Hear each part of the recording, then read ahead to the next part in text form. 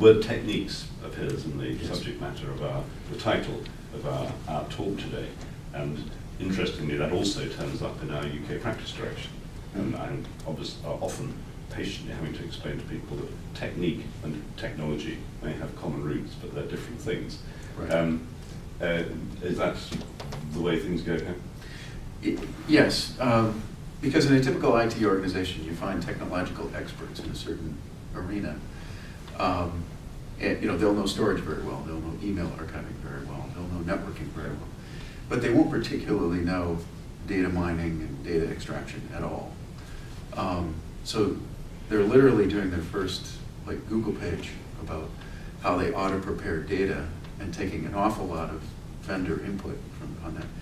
And as I said earlier, this is where vendors have led people astray a lot of times. So, there are certain vendors' indices, for example, that are 3 times the data size.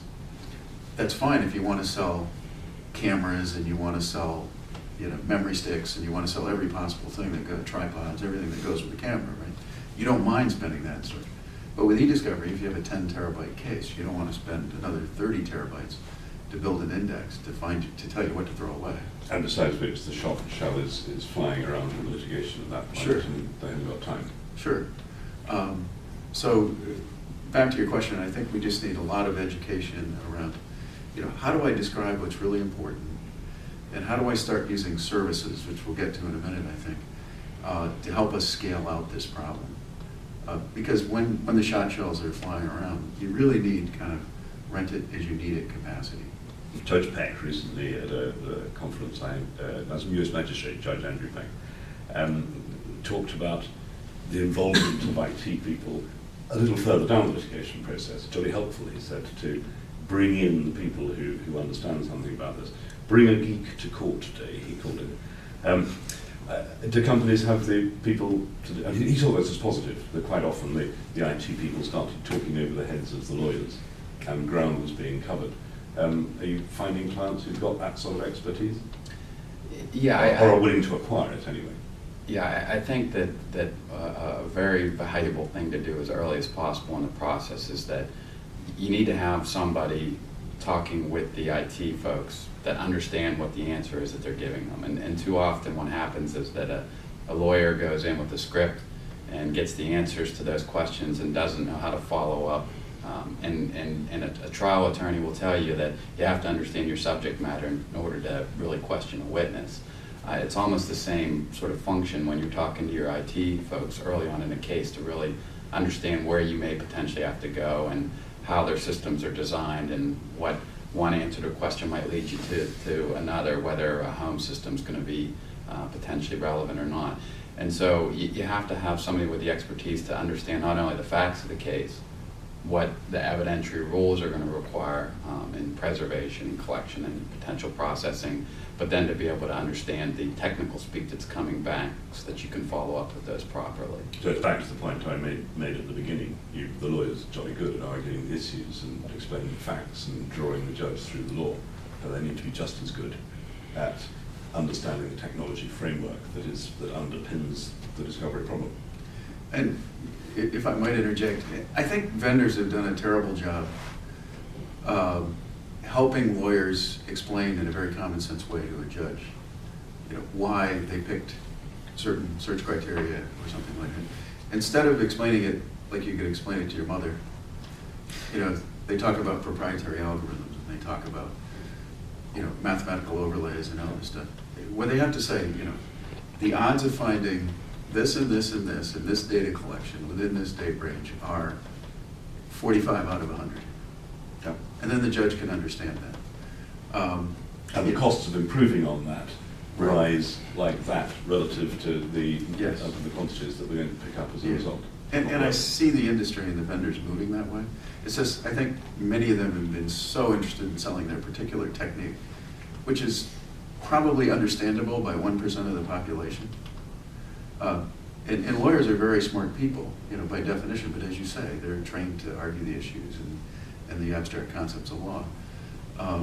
It's up to people like me to clearly elucidate why something is 45% of a chance to get it right, and when the cost, as you say, hockey sticks. Yeah. And that's what we have to do a better job of as vendors. That's what we're trying to do. And all that costs a certain amount of money up front, where we're encouraging people effectively to move some of their budget to the beginning of a case, and saying you can save money if you invest this work. It's the old sort of reconnaissance is, the time spent on reconnaissance is seldom wasted fund. Right. Is that they actually, are the clients beginning to welcome this, or to see the sense of it anyway? They are. I think that, people are asking us, much more clearly, can you help me explain this to my management? Can you help me understand where the precise litigations of the world are, who can come in and help me? We think it's very symbiotic, to have companies like Peters work with our technology. And, often we try and work together to go in and educate clients. Because as you know, there's so many pieces to a proper collection and Yes. evidentiary handling effort. It isn't just my technology, it's Peter's expertise and whatnot. And you have a range of ideas that you can call on, and presumably a continuing relationship with some of these serial litigating people. Yeah, and as a sort of an example, we recently had a case where a client came to us and said, I have 20 backup tapes we need restored, we need the data processed, etc.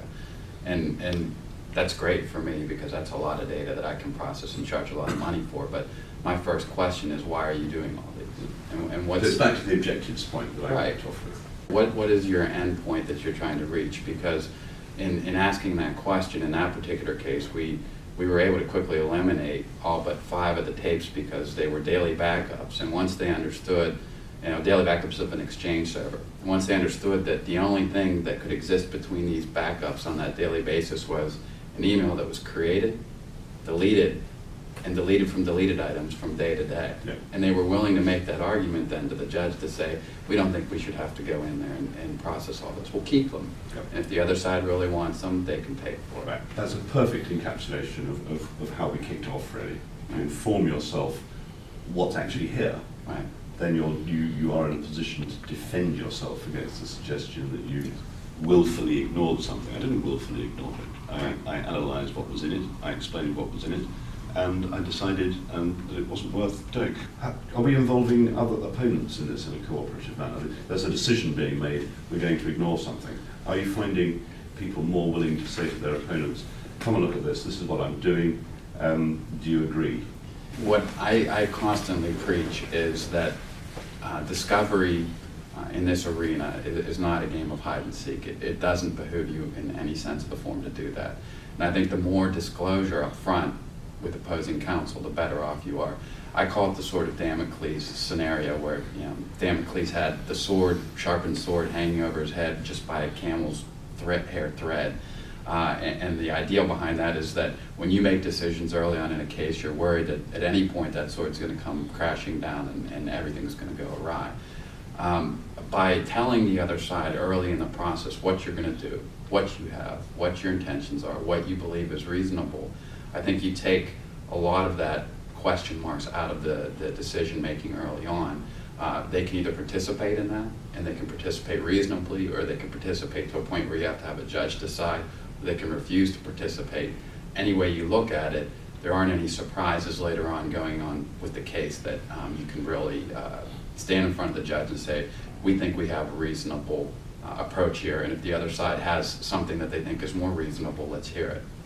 I believe that going back to the backup tape example, that's something that I told the client in that situation, tell the other side this is what you're going to do. And if they really think they need to go into all these backup tapes for that loan scenario where something was created, deleted, then I think you're in a pretty good position to argue that they should have to pay to do it. And you might provide an estimate of the costs of doing that. Absolutely. As part of the ammunition. Can I just throw something in? So from the vendor side, I think one thing that's evolving is sort of a standardization, like with your questionnaire, around what you ought to really keep as metadata to help you estimate these costs going forward.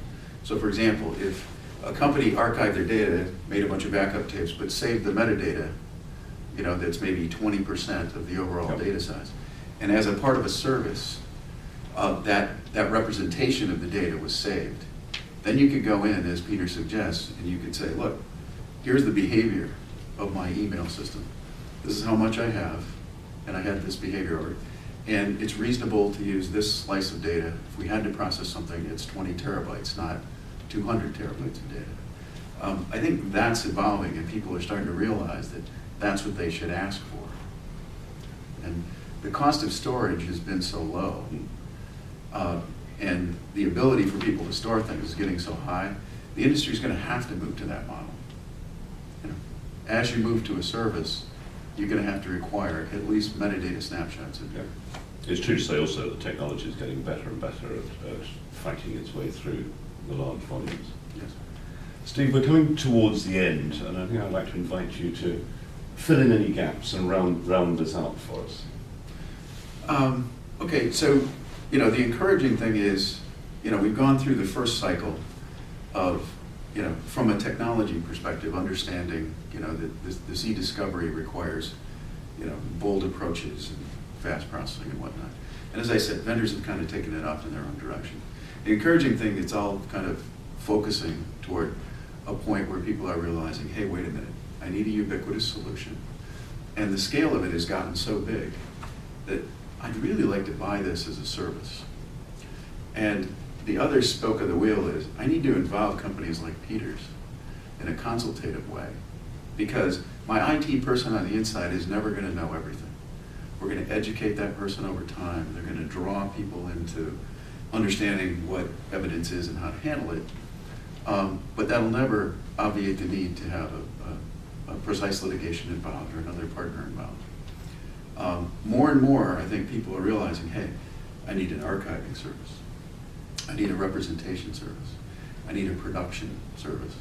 And it has to be fast and work at untold scales compared to what I've known in the past. And probably buying appliance after appliance is not going to get the job done. So I see things moving, and I hate to use the overused term, overused word. You know, it's going to move to a cloud, whether that cloud is provisioned internally inside the IT infrastructure or outside. But the standardization of what you need to keep to describe your data or represent it is probably the next thing that's going to happen. Is that what you're finding your clients asking about? Yeah, absolutely. I mean, recreating the same environments over and over again is just not a cost-effective way to go. And let's face it, the data sets aren't getting smaller in size, so capacity and storage and the rest of it, scalability really becomes the issue. So I think Steve's absolutely correct that that's where things are going to move. And you're seeing this SaaS model in almost every other type of business application. It makes sense that it'll go there as well. That reminds me of something I heard an English judge say recently, which is that there is no other decision, there's no other business venture that companies go into without knowing in advance what the cost is going to be. And litigation has somehow bucked that trend and become the last thing that companies seem willing, in many cases, to embark on, without anybody giving them a proper estimate of what the costs are going to be. We're coming to a close here. The challenge really is, I see it, is to go right back to where we started, is getting away from just plod through the rules, plod through the EDRM. If your lawyers are just good at the rules, then it may be time to consider whether you've got the right lawyers. If they are against cooperation, it may be a good idea to consider whether that's actually the attitude as a company that you want to have representing you. At the very least, ask them to explain the marginal costs between that attitude and the more cooperative attitude that the courts and the rules require. The biggest lesson perhaps out of all this is the one you talked about, Peter, clients looking back over their past litigation and trying to draw conclusions from it for the future. How would we have done this in an ideal world? What would we have done better? Even if we spent the same money, could we have applied that money in a better way than merely fighting in every last ditch, as I put it earlier? Could you have spent less achieving more? My thanks to Steve Akers of Digital Reef, and thank you, Mansmann of Precise. Thank you. And thank you for watching us.